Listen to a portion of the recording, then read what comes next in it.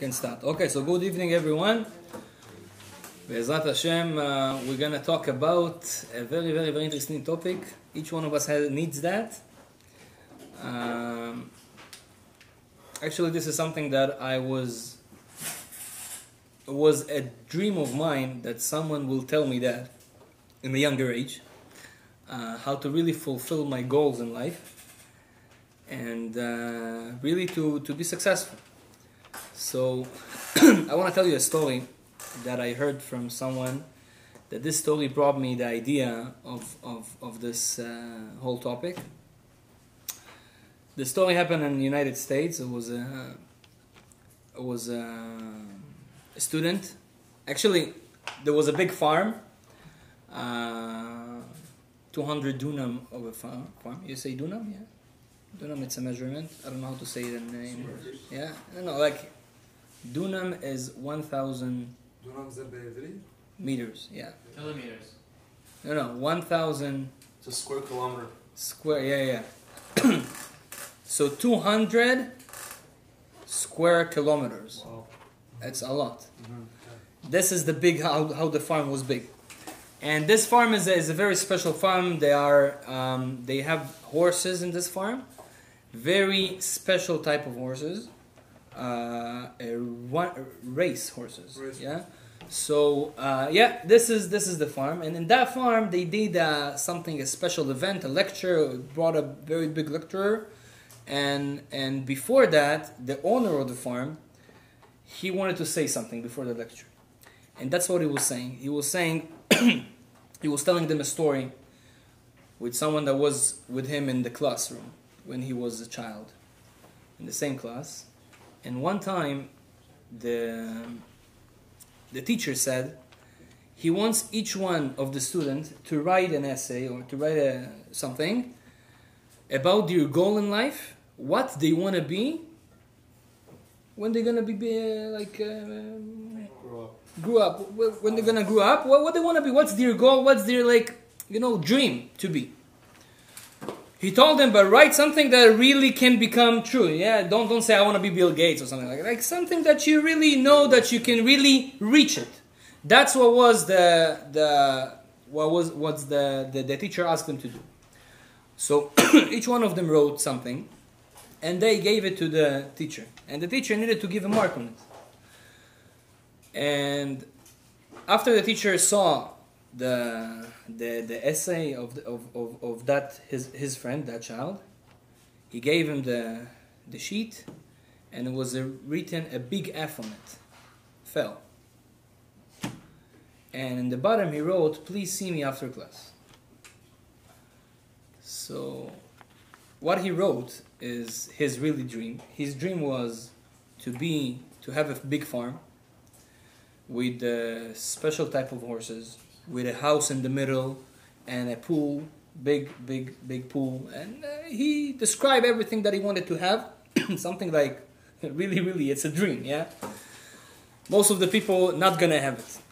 Now this kid, his father was a truck driver, and his mother didn't work, and he was kind of a child that he didn't have a lot of friends because they didn't really have a house. They were living sometimes in a house, sometimes inside a truck. They had a place in the truck where they lived in.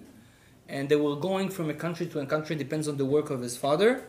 That's why every school he started, after a few months or a few years, he went to another school, to another country. And that's why he didn't have so many friends. So Bekitzu, his life was very, very, not very nice. Not very happy. But this was his dream, to have a big farm with a special type of horses and a house and a pool and everything. And that's what he wrote in the essay. After that, he went to the teacher, and the teacher told him, "Do you know what I wrote fell on your essay?" He said, "Why?" He says, "Because I said to say a dream that will become true, like something that we can assume that will be.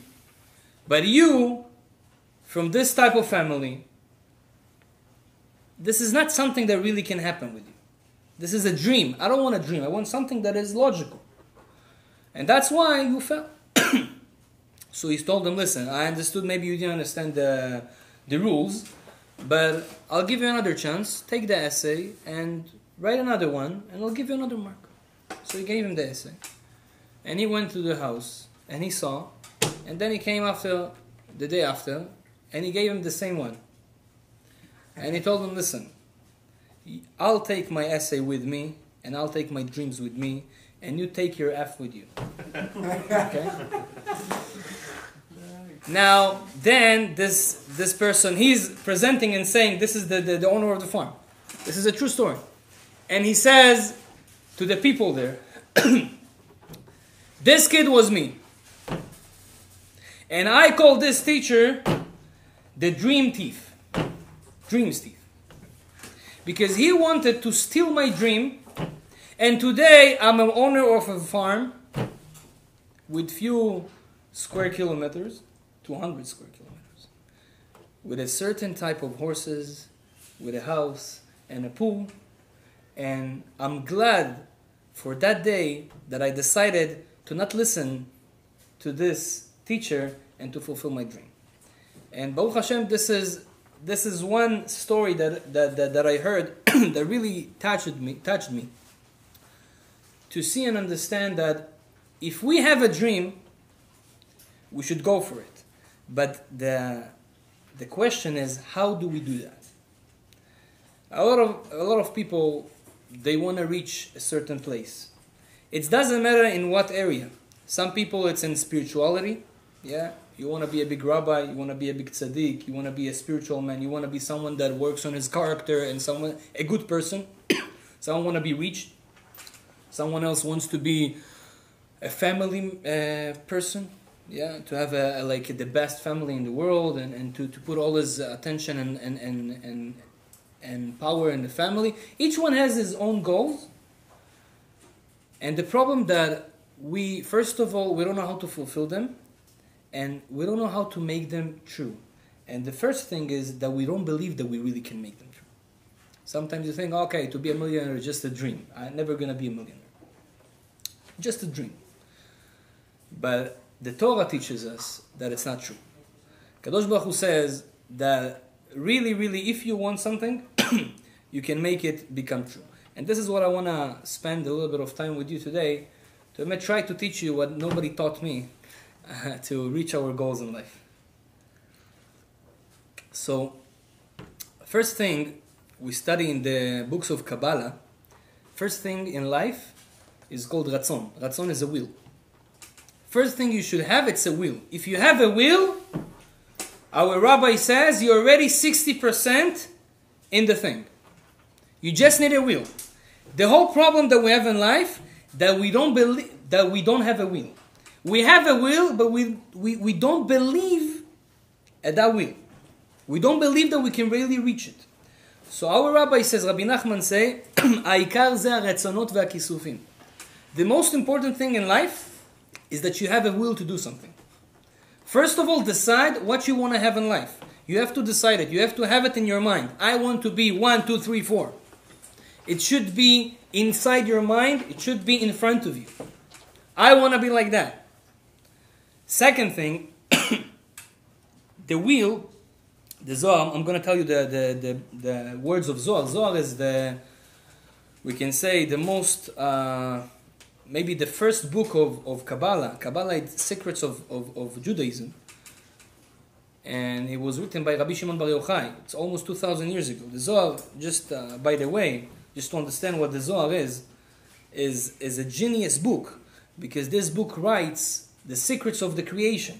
Stuff that are the scientists today, they just realize, or they just find out in different planets, inside the ground, and how the psychological mind of each one of us working. The Zohar was talking about it 2,000 years ago, and Rabbi Shimon Bar Yochai knew all those secrets. Just one example I'll give you.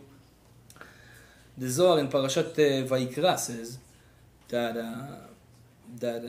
Eliyahu Navi came to Rabbi Shimon Bar Yochai and told him that our world is like a ball.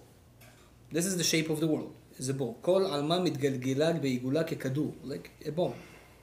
And he says, this ball is moving all the time. מתגלגלה בעיגולה. Always moving. ותולה ארץ על בלימה.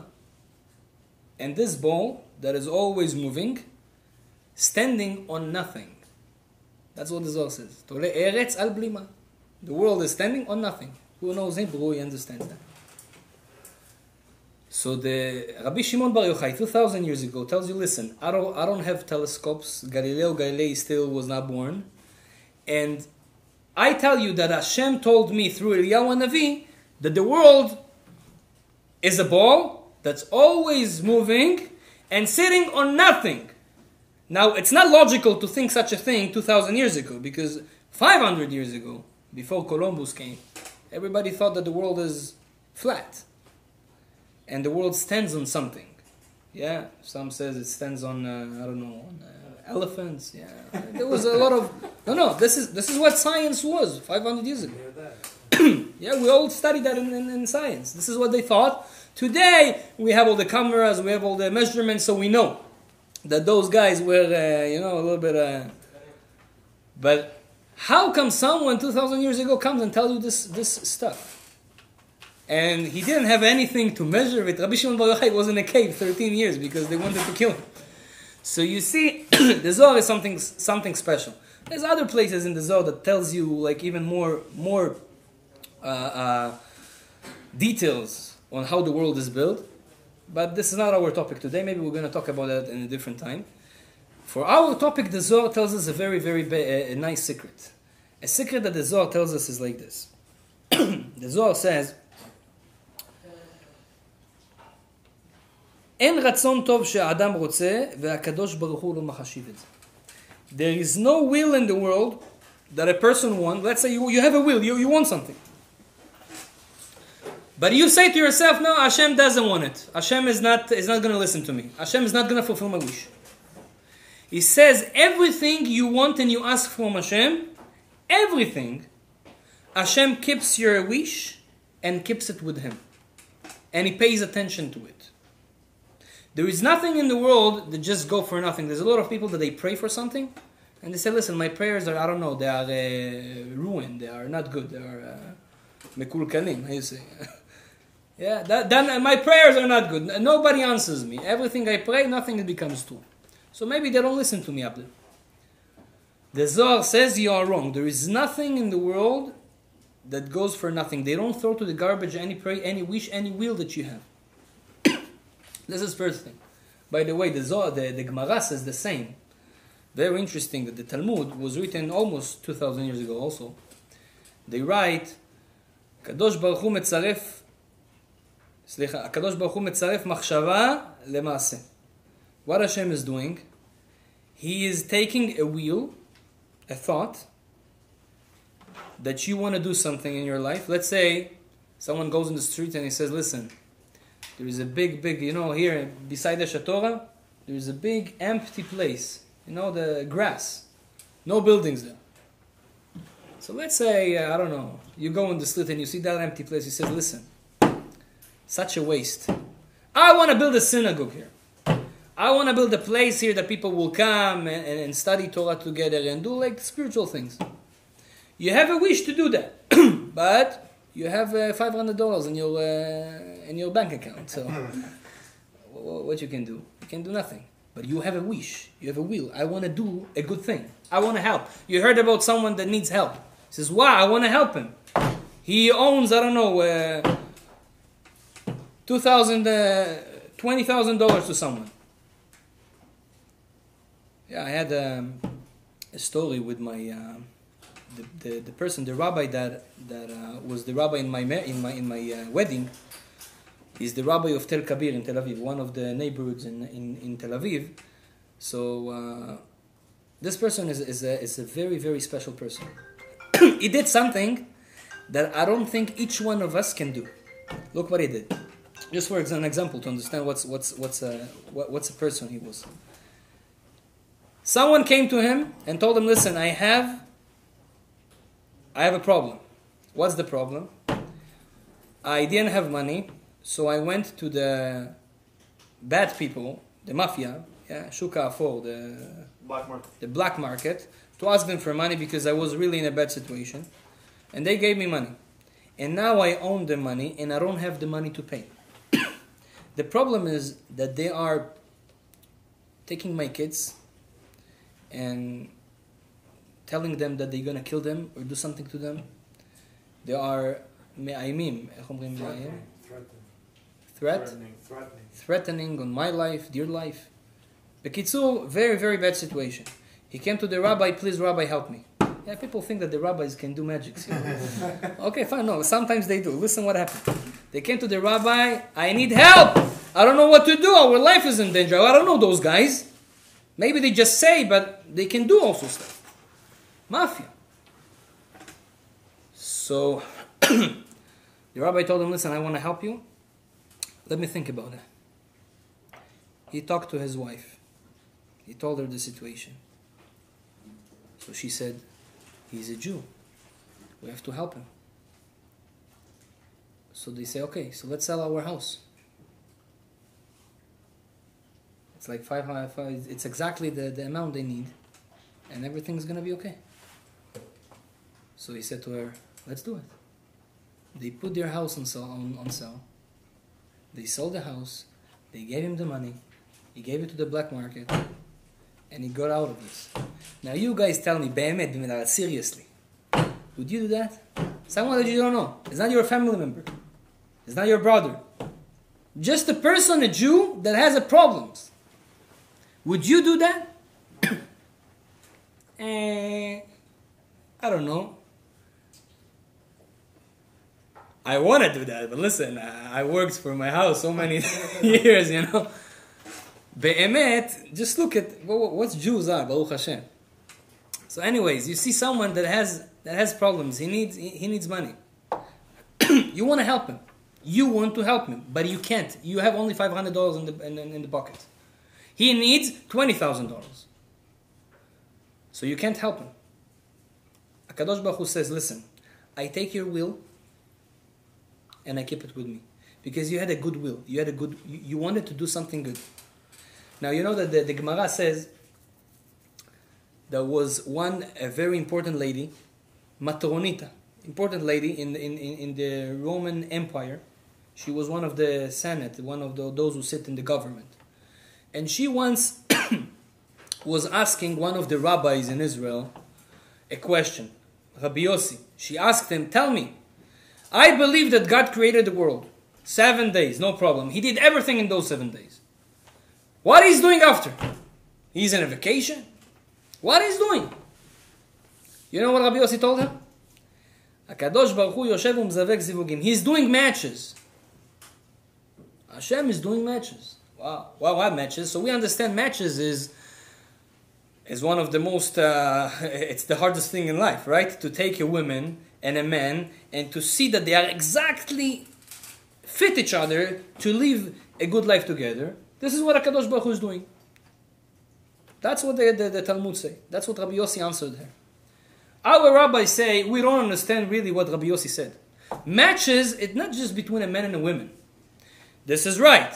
Matches is very hard. By the way, she told him that story didn't end. She told him, okay, I also can do that. What's the problem to do matches? She was a very rich lady. She had a lot of servants, women and men. She said, you know what? I'm going to do matches also. So she took one servant, another one. Okay, you are a match. Go. Another match. Like few matches like that.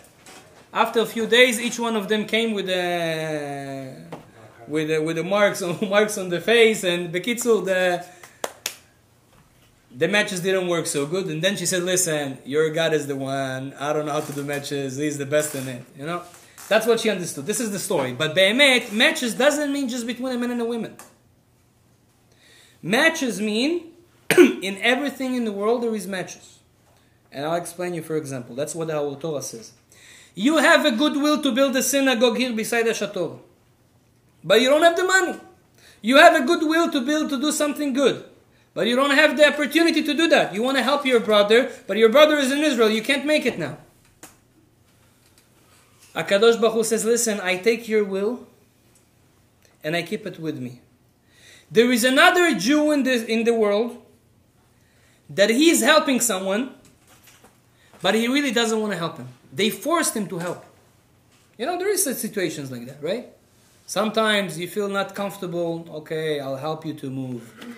You know, you don't want to help him to move his house. But you help him to move because you have to. You are his brother, this is your brother, this is your friend, this is whatever. You do a mitzvah, you do a good thing, but you don't really have the will to do that. You don't want to do that. This is called a not complete mitzvah, a not complete action. You do, the action was done, but you don't really want to do that. HaKadosh Baruch Hu says, listen how Am Yisrael, our nation, is connected.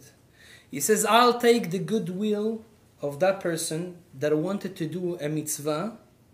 Yeah, he wanted to build a synagogue, but he doesn't have the money to build a synagogue. And I take another person in the world that built a synagogue, but he didn't really want to build a synagogue. He was forced to build a synagogue because, I don't know, taxes and stuff like that he needed to take money for donations back. So he says, okay, I have to do something, so I'm going to build a synagogue. But he didn't really have a desire and a goodwill to build a synagogue. Hashem takes his goodwill and his action without a will and combines and make a match together, and now it's a full mitzvah. That's why our Torah says like this. רצה אדם לעשות מצווה ולא עשה, מעלה עליו הכתוב כי לא עשה. If a person wants to do a mitzvah, to do a good action, but he's anus. Anus means it's not on his control.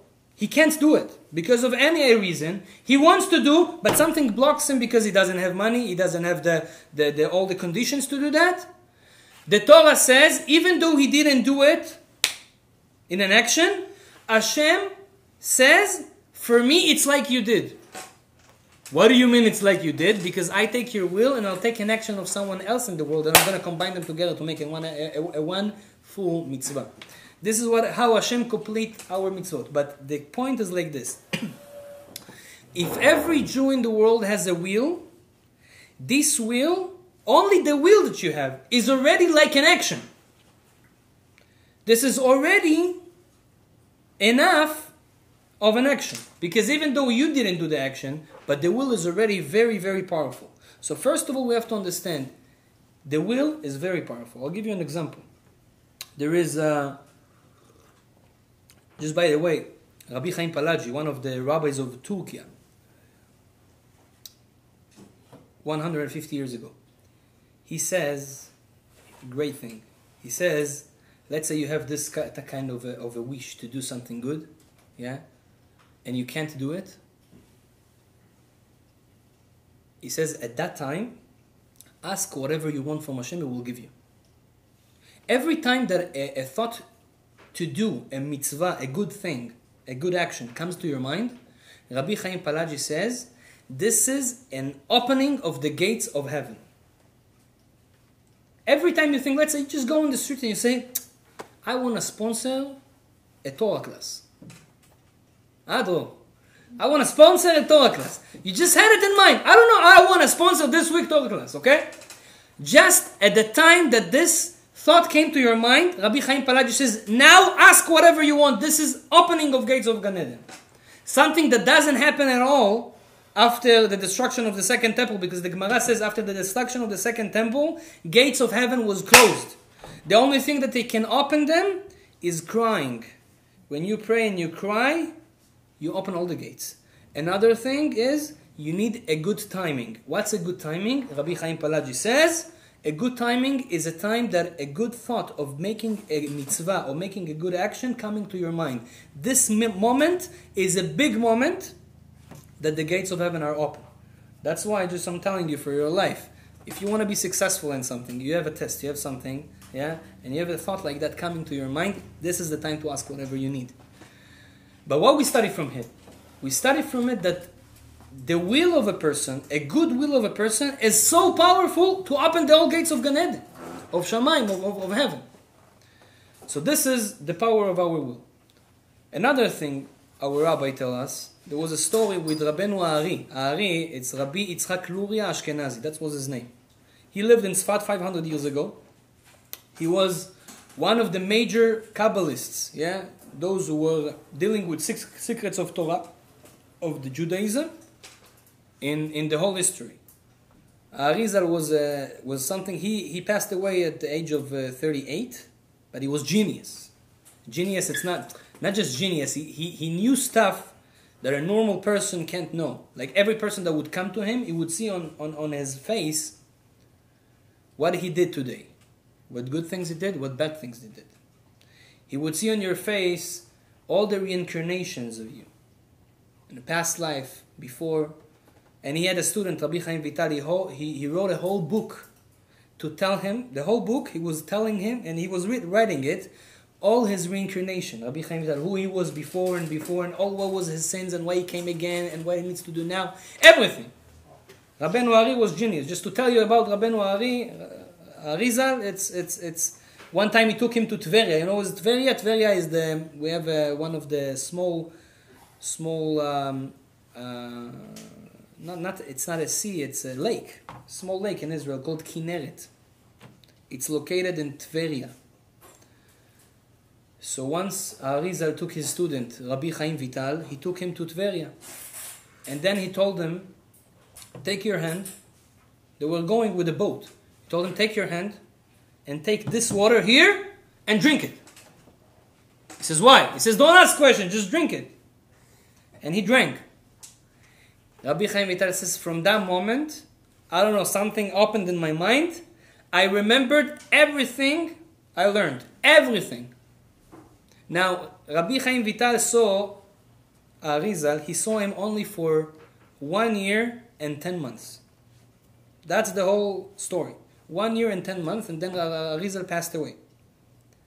In 1 year and 10 months, Rabbi Chaim Vital was remembering a whole set of almost 12 books like that, by heart, from everything what his rabbi was saying. And after he passed away, he wrote all those 12 books by heart. He remembered everything. Why? Because he drank from those water in the Kinneret. Well, what are those water? Our rabbi tell us when our nation went out of Egypt, we went in the desert. We had a problem of water. In the desert, there is no water. So, Am Israel, the nation of Israel, was asking for water. Hashem was telling Moshe Rabbeinu, listen, I'm going to put you a well that's going to go with you every time in the desert. And from that well, the whole nation is going to drink. He says, this well, I'll bring you only because of one lady in the nation. This is your sister, Moshe, Miriam. She has the merit to bring that well to you. Because she is such a great person and she was a big tzadikah, righteous person.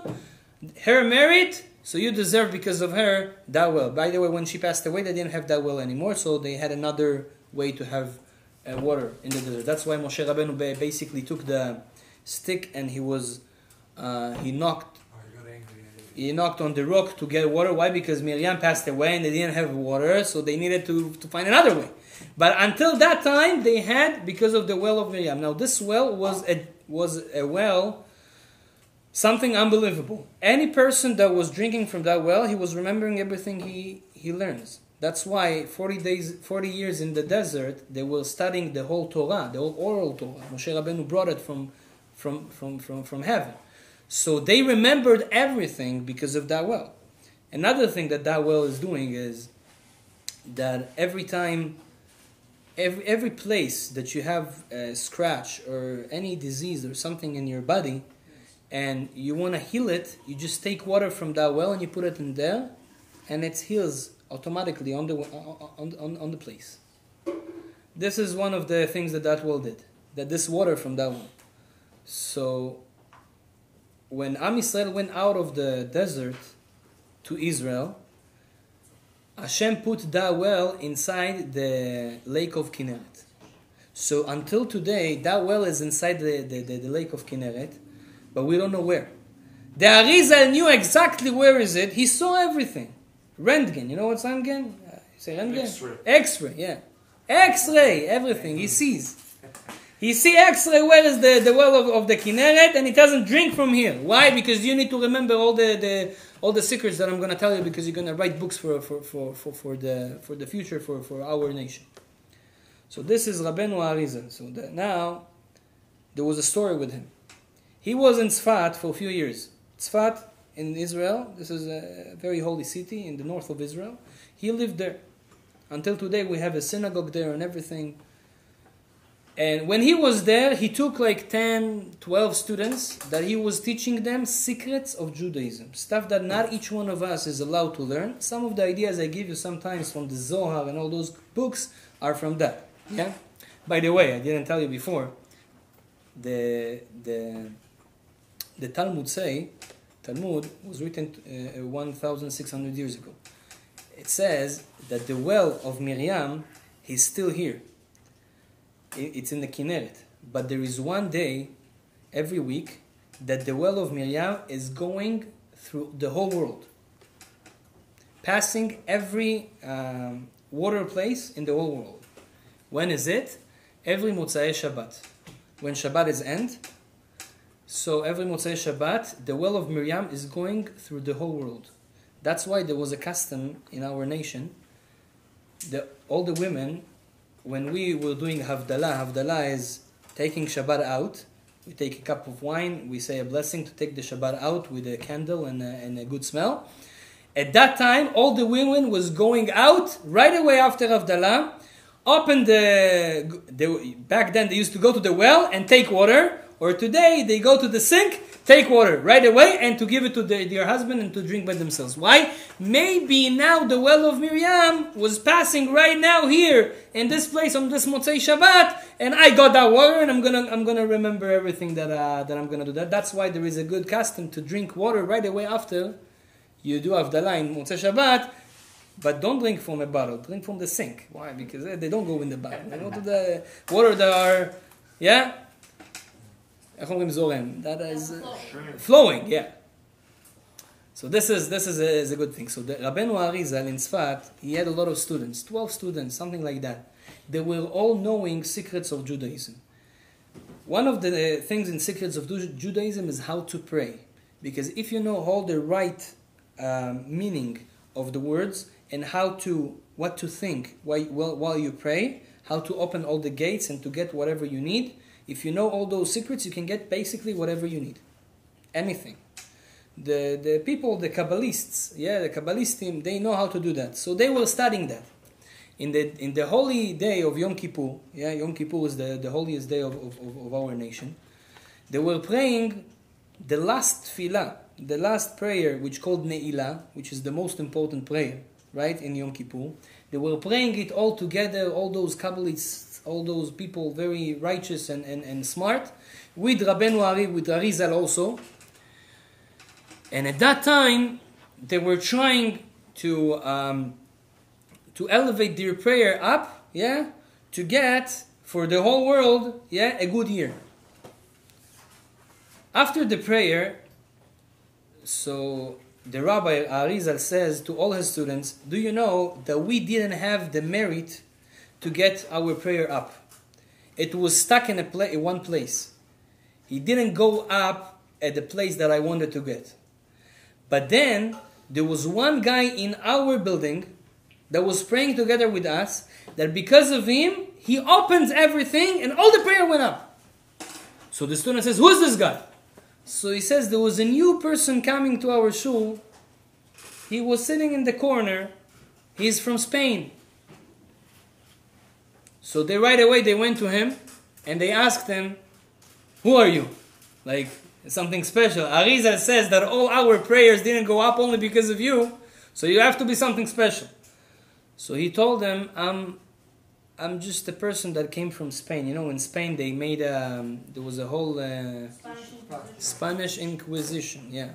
So he just came from there, and because of the Spanish Inquisition, he didn't have. He says, I didn't have a way to study how to pray. So I even don't know how to pray. I just studied Aleph Bet, the alphabet, and when I finished studying that, the whole Inquisition happened.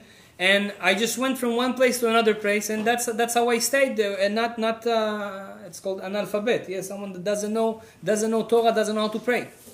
So when I was praying with you on Yom Kippur, I felt such a good feeling that I want to really, really do also something like you. I want to also pray in Yom Kippur like you, but I didn't know how to do that. So I decided to do something. I told to Hashem, Hashem, the only thing I know is the Aleph Bet. I know it very well. I'm going to say it because this is all what combines the tefillah, the prayer. Aleph Bet Gimel Dal. This is the letters of the prayer. I'm just going to say it over and over again. And you please take all the Aleph Bet that I say, all the letters that I say, and combine them to the best prayer that it can be. That was his wish on Yom Kippur. And that's what he did the whole Yom Kippur. Everybody's praying and from the Siddur, and he's doing Aleph, Bet, Gimel, Daled, Hey, Vav, Zayin, Chet, Tet, Yud, A, B, C, D, E, F, G. That's why he's saying the whole time. The whole Yom Kippur. I said if I was him, I was like, after 2 or 3 times, I was like, listen, it's not a prayer, I'm going home. To say the Aleph, Bet again, over and over again. He said it the whole Yom Kippur. And then they said to the Arizal what he told them. And then Arizal told them, you know what? Really, really, really, what Hashem wants is your will. Is your intention. The guy didn't know how to pray. He doesn't know. But he has intention that each one of you, all the Kabbalists, you didn't have the intention that he had.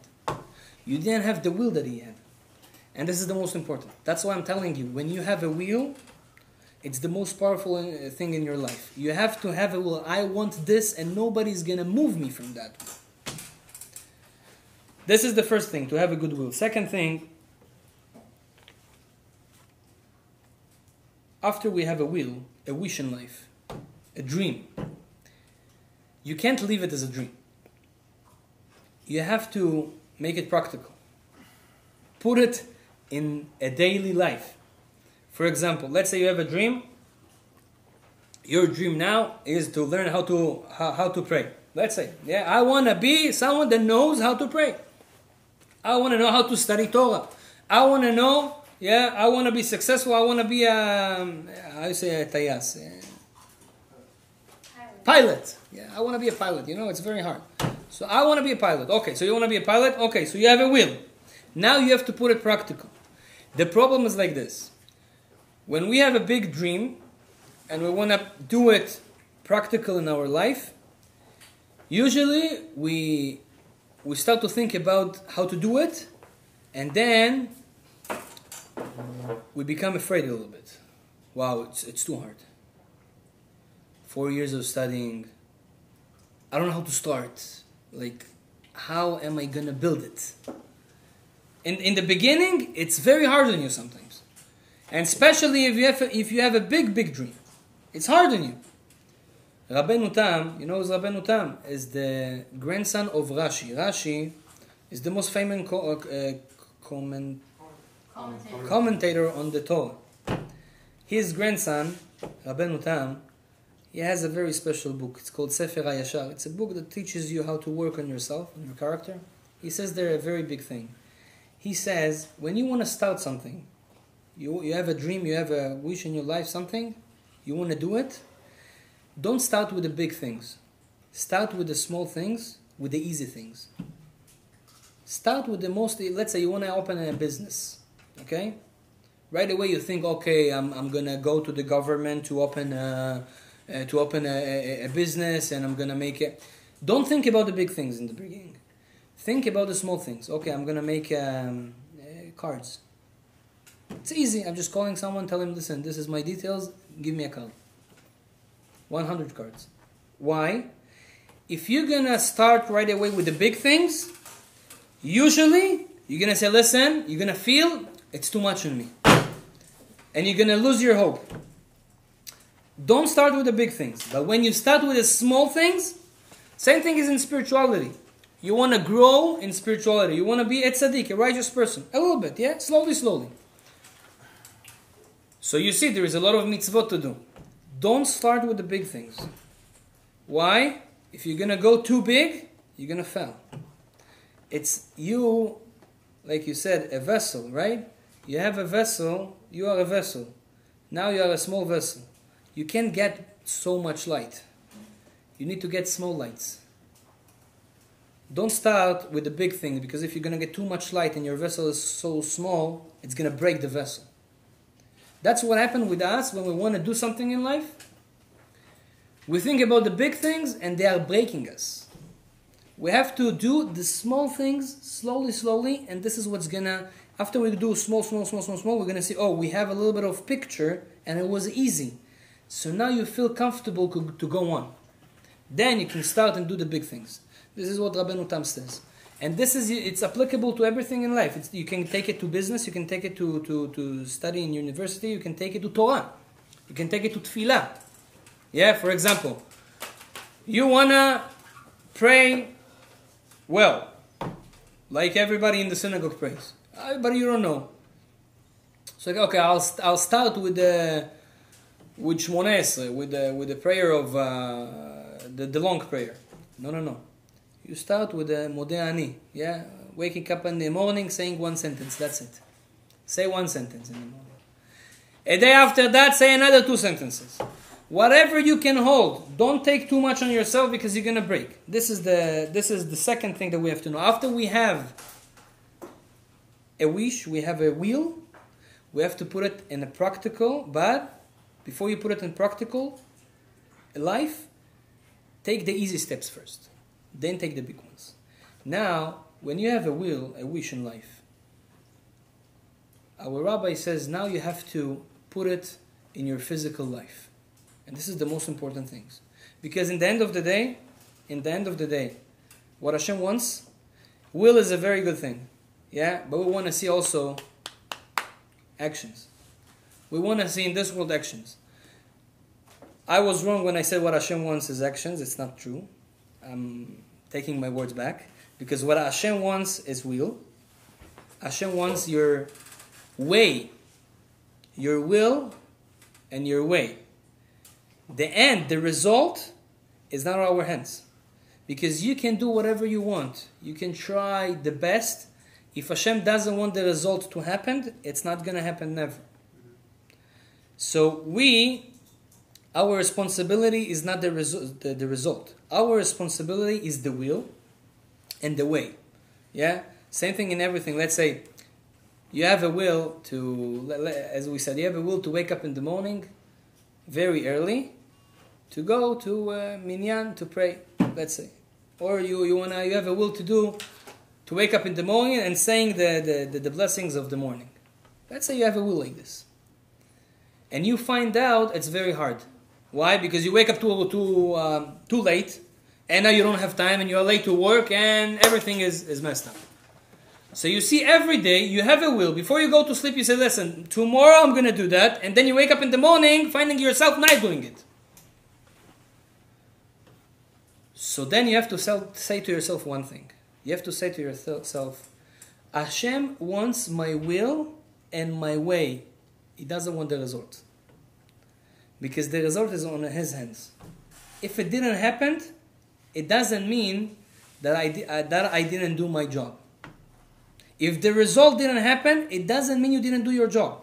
Your job is to want and to try. The result is HaKadosh Baruch Hu's job. And it says in Pirkei Avot, in the Mishnah, it says, Lo alecha amelacha ligmor. It's not on you to finish the job. In everything in life. It's not on you. It's on Him. But you have to want and start and do. And this is what Hashem wants from you. By the way, when we're going to get up there after 120, you're going to be very surprised. Why?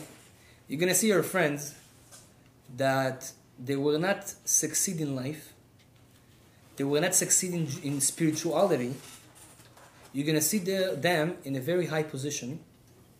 And those who really did things, that were successful, you're going to see them lower than them. And why I'm telling you that? Because those who were successful, they were so successful in your eyes because they were born with good characters. It was very easy for them to work on their anger. It was very easy for them to wake up in the morning to go to tefillah. It was very easy for them to put tefillin in the morning. It was very easy for them to do all the things that Hashem wants from us. But if it's very easy for you, and you do it like very easy, so what reward should I give you for something that is so easy for you? You didn't work for that. But from the other hand, you're going to see those who didn't wake up in the morning.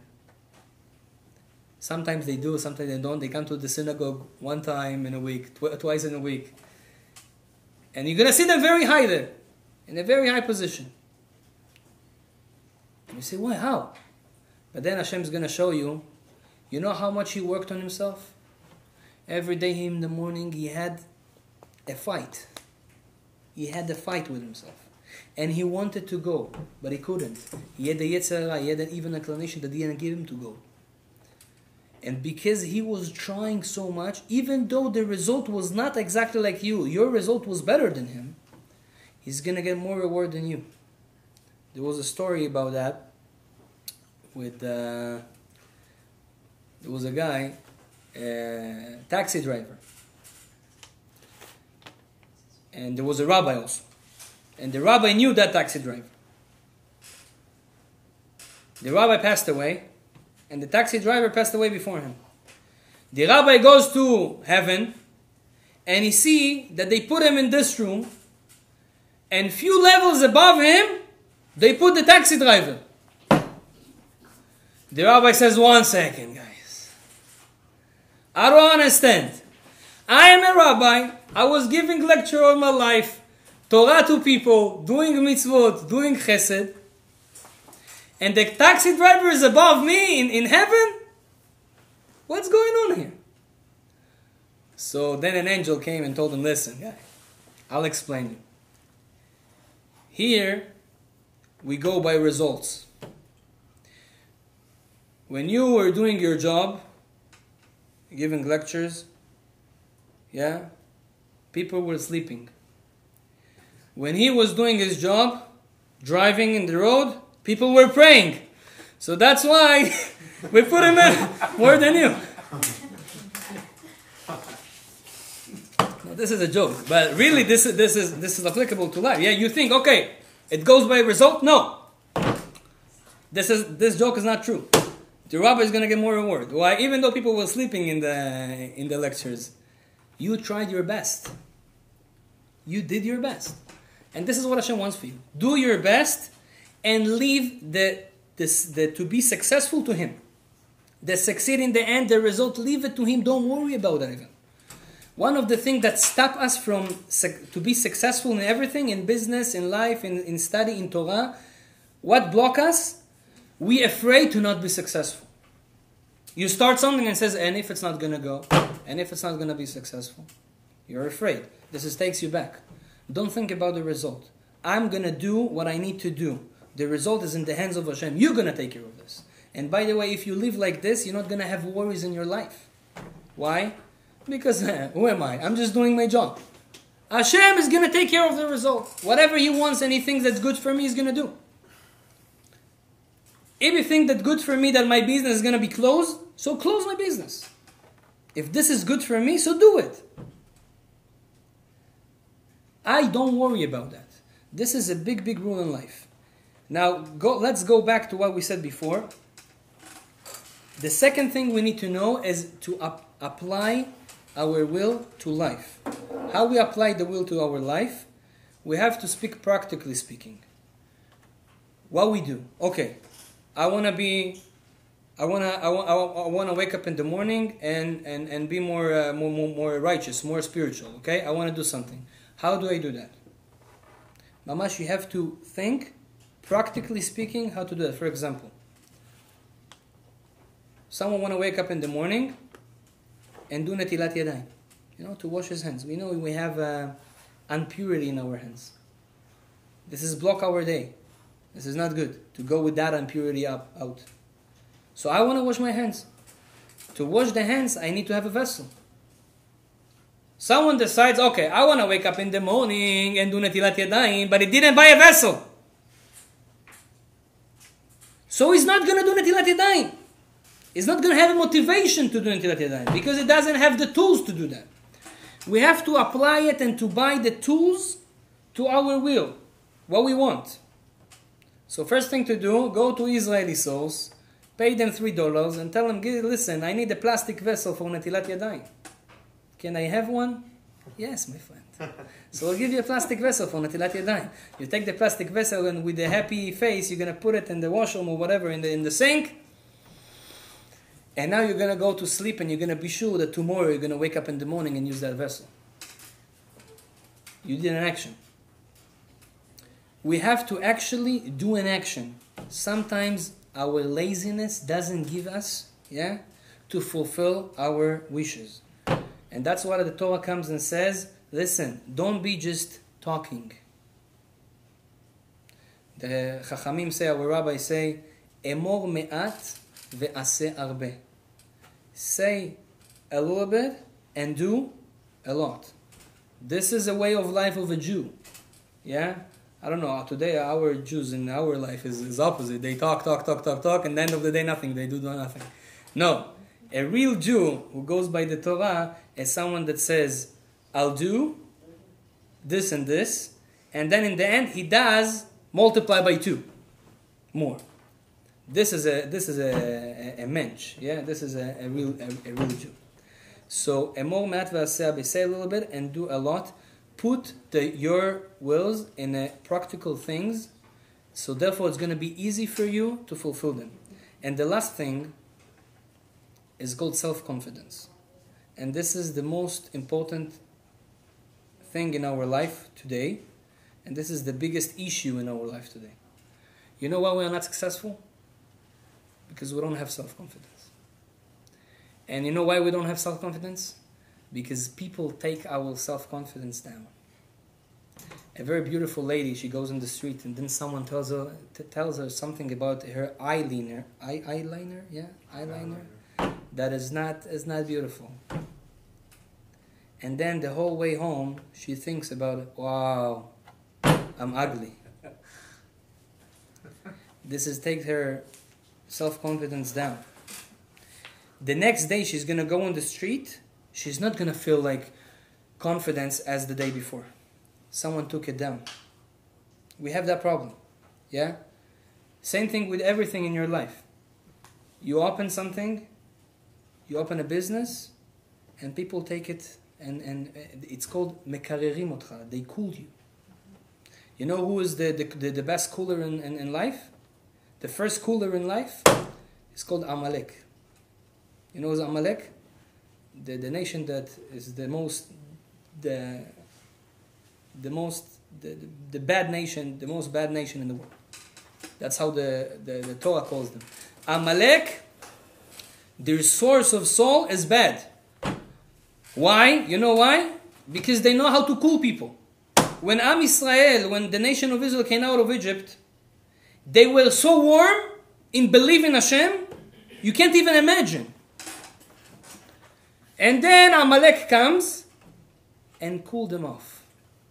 Goes to a war with them. We can fight you. And they cool them off. And then Am Yisrael starts to afraid. Why? Maybe they really more strong than us. They cool them off. You know, sometimes you have it in a lecture. Yeah, I had it a lot of times. I gave a lecture to Russians. You know, those who came from the Soviet Union.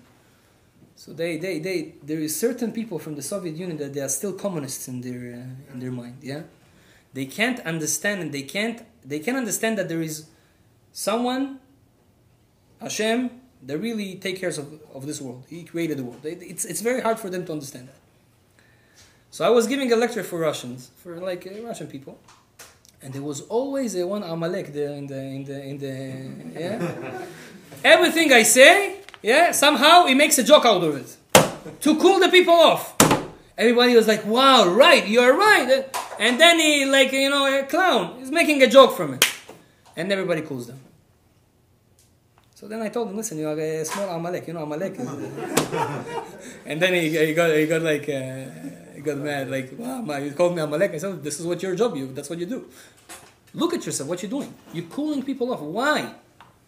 I'm telling to myself, sometimes we have friends, they wear something, and we say, "Achi, well, what you wearing?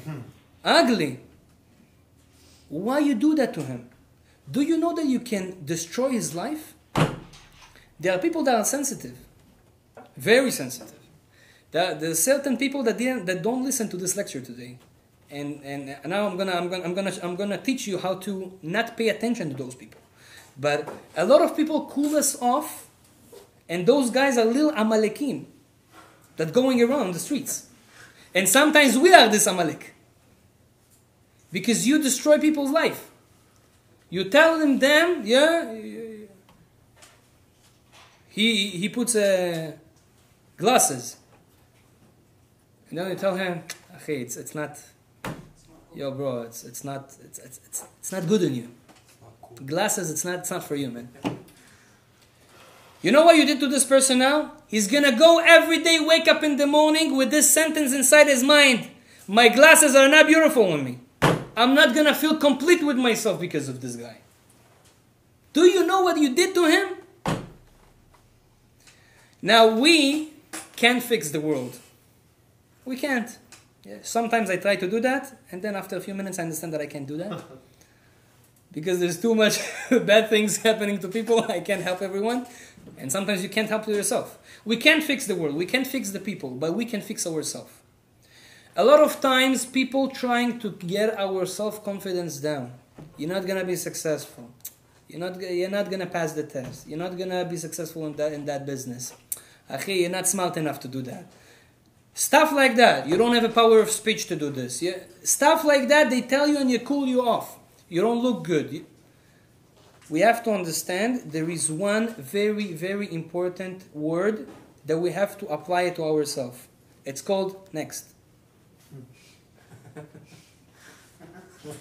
Okay? No, I'm telling you the truth. It's called next. Tovachi, next. Okay, I heard you. Next. I erased it from my hard disk. That's it.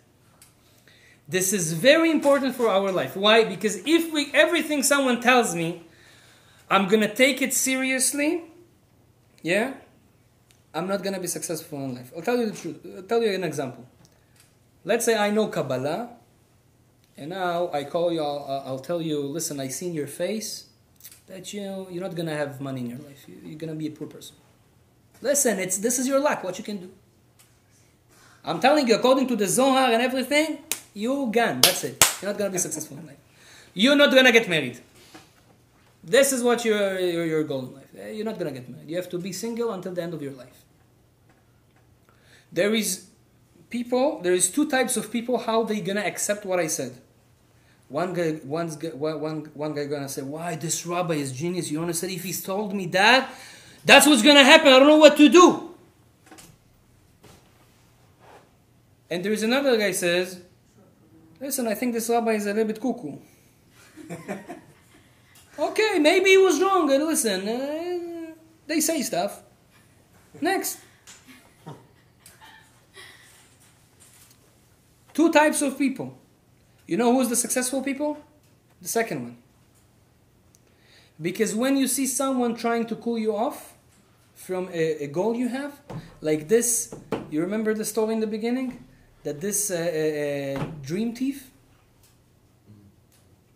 that tried to cool him off from his dream, and if you go with him, so you destroy your life. A lot of times people in the street gonna cool you off, and trust me, most of the stuff that they tell you, it's not true. Let's say someone tells you that you don't look good. This is not right. Why? The Torah says all the Jews are beautiful. One second. What do you mean? I saw people that are not beautiful. How come the Torah says all the Jews are beautiful? You know why we are not beautiful? Because we don't have self-confidence in ourselves. If you're going to have self-confidence and you're going to take care of yourself with a confidence, you're going to be beautiful. I realized, on my wife. Sometimes we go to somewhere, to an event, yeah. So she dress, and then sometimes she dress and says, wow, so nice. And sometimes everything is ugly on me. That's what she feels. And I realize sometimes she puts the same clothes. I realized that. I made that mamash. The same clothes. One time she says, wow, it's beautiful on me. One time she says, I don't like it. Same person, same clothes, One day is beautiful, one day is not beautiful. I didn't understand that. And then I got the point. The point is your self-confidence at that point. Your mood at that point. If you are happy, you have confidence in yourself. I'm the most beautiful lady in the world. Doesn't matter what you're going to wear, it's going to look nice on you. Why? Because you look at the good points of you. But if you are in a bad mood, and you just look at the bad points of you, you always, doesn't matter what you're going to wear, you're going to find in yourself bad things. And you're not going to have a self-confidence. Same thing with girls, guys, it's the same. How we look at things, this is what's going to decide what's going to be with us. Doesn't matter what people tell you, it's matter what you do with that information. If he tells you something and you take that information, whatever he told you, you apply it to yourself, you believe him. If he tells you bad things about yourself, it's going to take your self-confidence down. You're not going to be successful in anything in your life. But if you are going to have a self-confidence in yourself, and why should we have a self-confidence in ourselves? You know why? Because the Torah says, "B'chol yom adam chayav lomar, b'shvili nivra ha'olam." We have a commandment in Torah that every Jew has to wake up in the morning and say the next sentence. The whole world was created for me. It means I'm the middle of the world. You know why you are here? You know why you are alive? Because of me. And I'm not saying it because I have a pride. I'm proud of myself. No. I means that I'm so important that all the people that I see during the day is because of a reason. I have to gain something from them. All the things I hear, it's for myself that I have to do something with this. Hashem does it by purpose. And that's why each one of us has to understand. There is a lot of Amalek in the world that's going to try to cool us down. And we have to know the rule. Next. Don't pay attention to that. Just go next. And then you're going to be successful in your life. And we have to understand that really, what people see from outside, each one has a different taste. Each one has a different eye. You can make a test. You can take someone and ask few people what they think about him. And you're going to hear few opinions. And that's mean that each one think differently.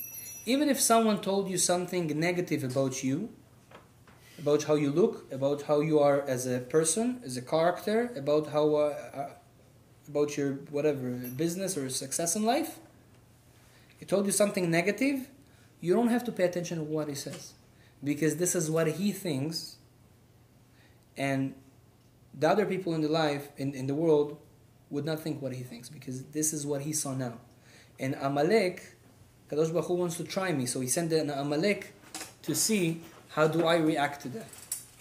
There was a very interesting story in the Gemara about Rabbi Eliezer, Rabbi Eliezer, the son of Rabbi Shimon Bar Yochai, the one that wrote the Zohar, his son.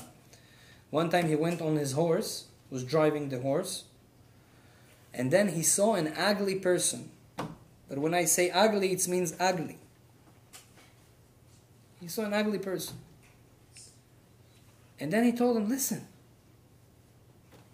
you're such an ugly person. Like he was shocked. He says, I have to tell him. I don't know. You should do something with this. So you know what he told him? He told him, what do you want from me? Go to the one that created me and tell him that. Why you tell it to me? And then Rabbi Elazar understood his problem.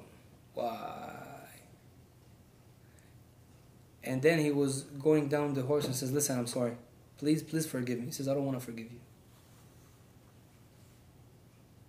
And then he went with him until he got to his place, to his city, until he forgave him. Why does the Gemara brings us this story? There is a lot of reasons why. There is a lot of commentaries on this story. But one thing to ourselves that we have to take from this story. First of all, whatever am I is what Hashem wants me to be. And this is the best thing for me. This hair, this eyes, this nose, this character, and this way of thinking, and this is what Hashem wants me to be. Nobody in the world can tell me this is not good. You want to tell me what Hashem did is not good? Hashem do only good things. So whatever am I is because this is what I need in life, and this is what I need to work on, and I'm happy with this.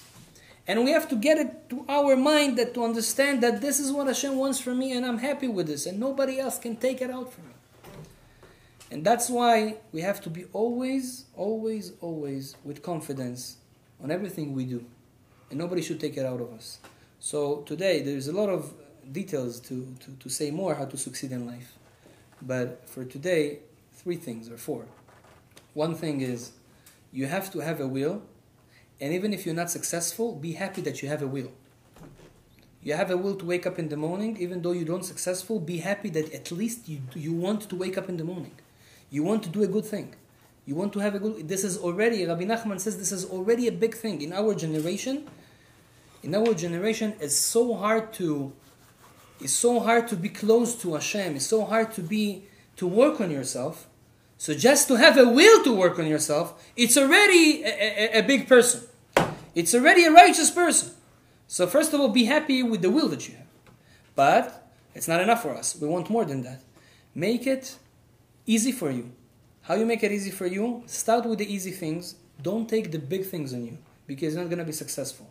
Start with the easy things. You're going to see that you're going to be successful in life. Third thing, after you start with the easy thing, get it practically. Mamash, think practically, how do I apply it to my life tomorrow? One step at a time. Yeah, if you need to buy something, buy something. If you need to prepare something, but make it, mamash, take it as a work in life. Apply it to your life practically. And the last thing, when you're gonna go to reach your goal, there's gonna be a lot of Amalek that's gonna try to take it out of you. And you have to know to say next. I'm not gonna listen to anybody. Nobody can break what I want. There was a big rabbi, the chief rabbi of the Sephardim, of the Sephardic community in the world. They passed away 3.5 years ago. His name is Rav Ovadia Yosef. I'm sure that you heard about this person. This person did something that nobody did. In his alvaya is when he passed away, funeral, 1 million people came. Even in our generation, that there is media and everything, rabbi that passed away, that 1 million people came to go with him the last way in his life. 1 million people, it's something not logical. How come this person, 1 million people came to his funeral? So I saw it in his book. When he started, he was 19 years old. He wrote a book in the age of 19 years old. He wrote a book, that usually a book like that, people write in the age of 30, 35, 40. Halacha book, laws of Torah. Stuff that not every person can do. But he's 19 years old and he says, listen, I believe in myself and I know I do it for a good reason and I know that I have the skills to do that. And I'm going to do that. And he says in the introduction to his book, I know that a lot of people is going to laugh at me that I'm 19 years old guy and I'm trying to do stuff that are a lot older people than me. I'm trying to solve questions that people that are a lot older than me were trying and doing. But I don't care. Because I know I can do that and I know I'm going to be a big person. That's what he said. And when you read this introduction of a 19 years old person writing a book, he says, and now you see who he became. He says, wow, this is a power of a will. And you know what happened to Rav Ovadia Yosef? In the beginning of his way, he was writing things and he was going against, because his ideas was a little bit different than other rabbis that were before. One of the big leaders of the Sephardic community before was the Ben Ish Chai, Rabbi Yosef Chaim. He's a very known big rabbi. And Rabbi Ovadia went a little bit different than him. Sometimes he was arguing on him. All the big rabbis in the generation came up and says, who is this 19 years old guy going against the last chief rabbi of Israel? How come? Everybody went, mamash, they didn't understand how he's doing that. And they fight him. Some rabbis fight with him on this thing. But he was very strong. Because he knows what he's doing is right. He has a good goal. As he do it for Hashem. And nobody can move him from that goal. He had a self-confidence until the end of his life in 90-something years old. And he became the biggest rabbi almost in Israel. In the whole world. Today. And also me. Before I came to this place, I was going to him and he gave me a blessing and told me, go to Toronto. So you see what a really, really, really good will can do to each one of us. When we apply it to our life, B'ezrat Hashem, each one can be successful in everything. The best thing to do is to apply it to spiritual life, because Be'emet, to be true with you, our body is gonna stay here in this world for a certain time. We're already 20 something, 30, another 40, 50 years, how much you can live. And then the body is going to leave you. But there's something is inside you, this is called Ani, I am. When you say I am, who is I am? I am is your soul. Your soul is going to continue with you after. And this is who are you, Be'emet, who are you really. So when you want to spend your life in something, you want to succeed in something, you want to try to have a goal, always the advice is that your goal is going to be a spiritual goal. This is going to be the main goal in life, is going to be a spiritual goal. We have other goals in life. We also want a good physical life, right? We want to have a Lexus, we want to have a nice house, we want to have a good wife, we want to have a good husband, we want to be successful in life, to have money. It's good.